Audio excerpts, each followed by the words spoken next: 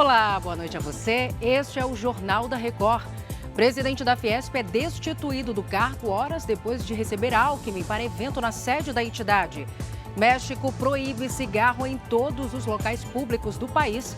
O Jornal da Record já está no ar.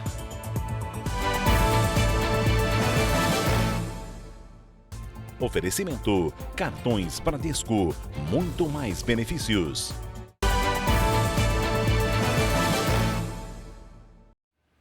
A segunda-feira começou com muita chuva e preocupação na capital paulista. A Defesa Civil informou que mais de 180 mil moradias na cidade estão em áreas sob risco de deslizamento de terra ou alagamentos.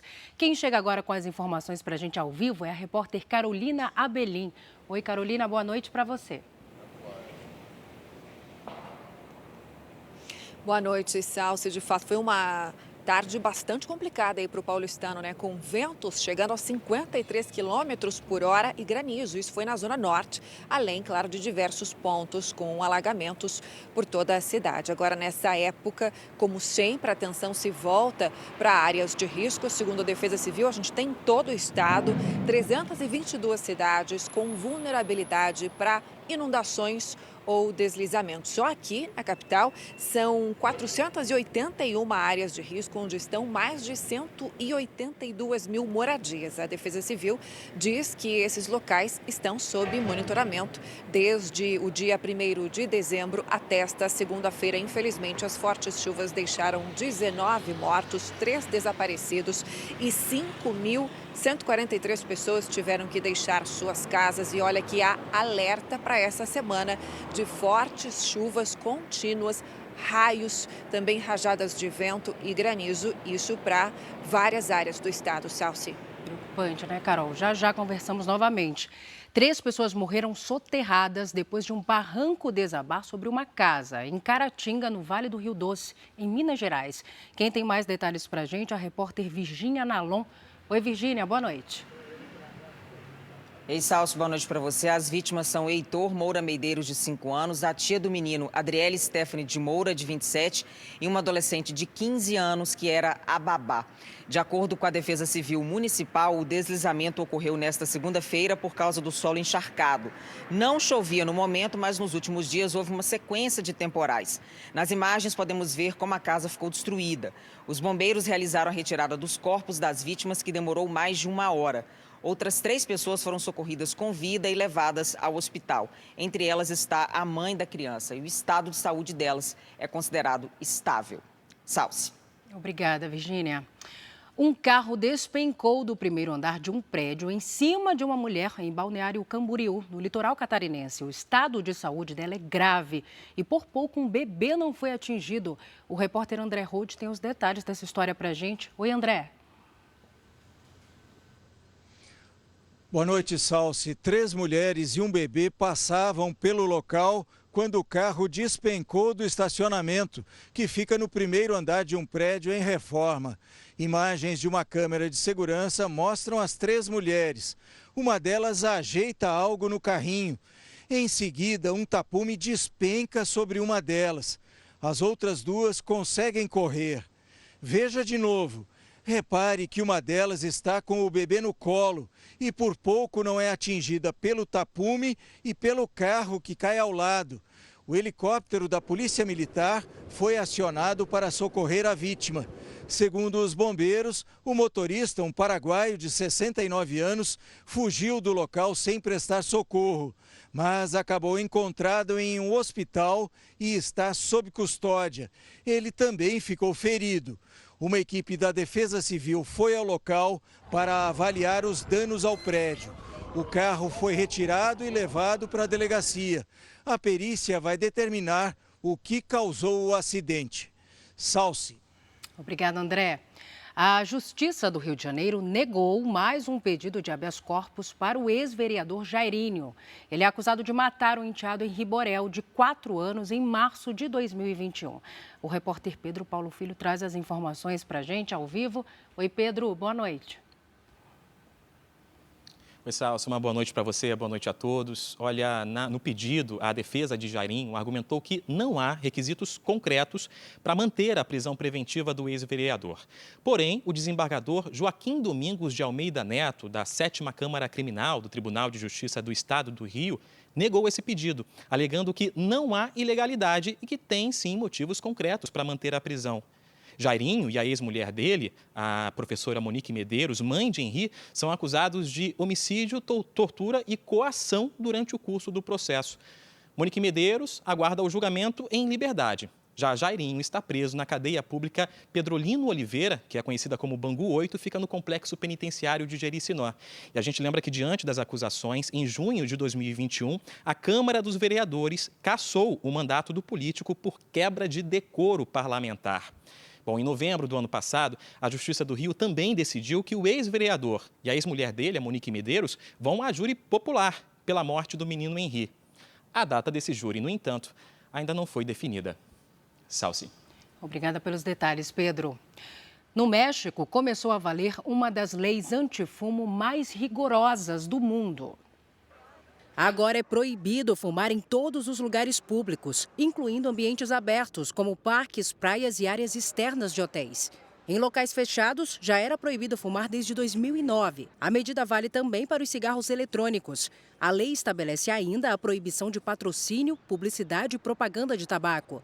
Segundo o governo, a intenção principal é reduzir o tabagismo entre adolescentes e jovens. O ministro da Educação, Camilo Santana, anunciou um reajuste no piso salarial dos professores para 2023. O aumento foi de quase 15%. Passou de R$ 3.845 para R$ 4.420. Vale para a jornada de 40 horas semanais. A portaria será publicada ainda esta semana no Diário Oficial. E a nova presidente do Banco do Brasil tomou posse nesta segunda-feira em Brasília. O Matheus Scavazini tem as informações ao vivo. Matheus, boa noite. Boa noite, Salsi. Tarciana Medeiros foi nomeada pelo presidente Lula e é a primeira mulher a exercer a presidência em 214 anos de Banco do Brasil. Formada em administração de empresas, ela atuava como diretora executiva na área de relacionamento com clientes. Durante o período mais agudo da pandemia de Covid-19, Tarciana trabalhou no atendimento e implementação das ações de assistência a clientes. Ela tem 44 anos e é servidora do Banco do Brasil há 22. A nova presidente vai substituir Fausto Ribeiro, indicado durante o governo Bolsonaro. A mudança já foi publicada no Diário Oficial. No discurso de posse, Tarciana Medeiros falou sobre a relação do banco com o agronegócio. Atuamos na cadeia de valor do agronegócio, dos agricultores familiares e pequenos produtores aos grandes conglomerados agroindustriais. Vamos promover ainda mais as boas práticas agrícolas, com destacado apoio à agricultura familiar, aliando crescimento e sustentabilidade no campo. A Procuradoria-Geral da República apresentou 39 denúncias contra os envolvidos na destruição dos prédios dos Três Poderes, em Brasília. 7 inquéritos foram abertos para investigar o caso. O Ministério Público também pediu o bloqueio de 40 milhões de reais em bens dos suspeitos. O Procurador-Geral da República, Augusto Aras, atualizou o andamento das investigações. Ele recebeu o presidente da Câmara, Arthur Lira, que entregou ao Ministério Público Federal uma notícia-crime com informações sobre o vandalismo no plenário da Câmara. Associaremos até sexta-feira as novas denúncias que poderão ser acompanhadas de medidas cautelares para essas pessoas que foram presas depredando e invadindo a Câmara Federal, ou, se não houver elementos para a denúncia, providenciaremos os inquéritos. Lira colocou a advocacia da Câmara à disposição da Procuradoria para ajudar nos processos contra os invasores e afirmou que até parlamentares que mentiram sobre a gravidade do ataque poderão ser responsabilizados. O deputado comentou a decisão do Ministério Público de passar a investigar também o ex-presidente Jair Bolsonaro em um dos 7 inquéritos abertos, por suposta incitação aos atos de vandalismo aos Três Poderes. Cada um responde pelo que faz, né? Então, é como eu disse, o meu CPF é um, o CPF do presidente Bolsonaro é outro. Nós temos que ter calma nesse momento, investigar todos os aspectos E a nossa fala ela não muda. Todos que praticaram e contribuíram para esses atos de vandalismo devem ser severamente punidos. No final da tarde, a Procuradoria-Geral da República apresentou 39 denúncias. Os denunciados devem responder pelos crimes de associação criminosa armada, abolição violenta do Estado Democrático de Direito, golpe de Estado, dano qualificado pela violência e grave ameaça com emprego de substância inflamável contra o patrimônio da União e com considerável prejuízo para a vítima, além de deterioração de patrimônio tombado. O Ministério Público ainda dividiu suspeitos em 4 categorias: instigadores e autores intelectuais, financiadores, autoridades de Estado que podem ter sido omissas e executores dos crimes. Todos os denunciados de hoje estão na categoria dos executores. Não houve denúncia por terrorismo, segundo o Ministério Público, porque a lei exige que o crime de terrorismo seja praticado por razões de xenofobia, discriminação ou preconceito de raça, cor, etnia ou religião, o que não foi comprovado. A Polícia Federal prendeu hoje, em Campos dos Goitacazes, na região norte do Rio de Janeiro, o subtenente do Corpo de Bombeiros, Roberto Henrique de Souza Júnior, um dos suspeitos de organizar e financiar a depredação em Brasília. Outros 2 alvos de mandados de prisão ainda são procurados. Segundo o Ministério Público Federal, cerca de 800 pessoas presas em flagrante durante o quebra-quebra já passaram por audiências de custódia. A Polícia Federal também deve solicitar, nos próximos dias, a ajuda da Interpol, a Polícia Internacional, para apreender o celular usado pelo ex-ministro da Justiça Anderson Torres, que voltou dos Estados Unidos sem o aparelho e foi preso no sábado. Torres está num batalhão da Polícia Militar do Distrito Federal e não tem data para prestar depoimento. Promotores visitaram o ex-ministro no início da tarde para verificar as condições da prisão. O vice-presidente e ministro de Desenvolvimento, Indústria, Comércio e Serviços, Geraldo Alckmin, disse hoje em São Paulo que o governo poderá acabar com o Imposto sobre Produtos Industrializados, o IPI. No encontro com empresários, Alckmin afirmou que considera urgente a reforma tributária para tornar o país mais competitivo. Na primeira reunião do ano da diretoria da Federação das Indústrias de São Paulo, Alckmin reforçou o compromisso de apoiar a retomada da indústria brasileira. O vice-presidente da República e ministro defendeu a necessidade da reforma tributária para simplificar a arrecadação e o pagamento de impostos para alavancar o desenvolvimento do país. Alckmin ainda disse que quer acabar com o IPI, o Imposto sobre Produtos Industrializados, como parte fundamental de uma reforma tributária que será proposta nos próximos meses. Eu diria que a reforma tributária ela é central. Ela pode fazer o PIB crescer.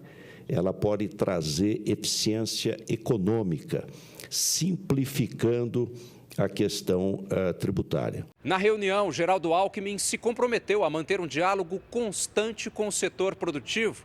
Ele afirmou estar aberto às sugestões dos empresários, principalmente aquelas que ajudem a deixar o país menos burocrático, com um ambiente mais ágil para os negócios, para os investimentos. A desburocratização passa por tudo. Uma delas é a questão tributária, é a simplificação. Não é só a carga tributária que é alta no Brasil. O custo para pagar imposto é um absurdo.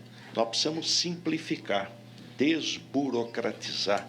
Esse é o item importante da competitividade. No mesmo dia em que Alckmin esteve na Fiesp, o presidente da federação, Josué Gomes, foi destituído do cargo. Vamos então até a sede da entidade, onde está a repórter Carolina Belim. Carol, quais as últimas informações, por favor? Salsi, olha, essa decisão foi tomada por sindicatos patronais que integram a Fiesp.